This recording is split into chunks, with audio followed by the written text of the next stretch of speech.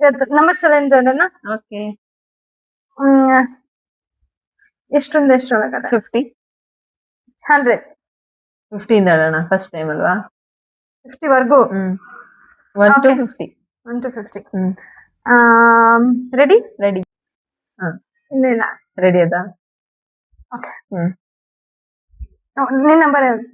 ನನ್ನ ನಂಬರ್ ಇದು. ನನ್ನ ನಂಬರ್ ಇದು. ನೀನ್ first. 45. Lower. Okay. 32. Lower. 15.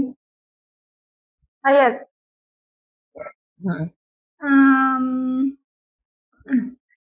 15. 15. Lower. ಎಷ್ಟು? 12. ಹೈಯರ್.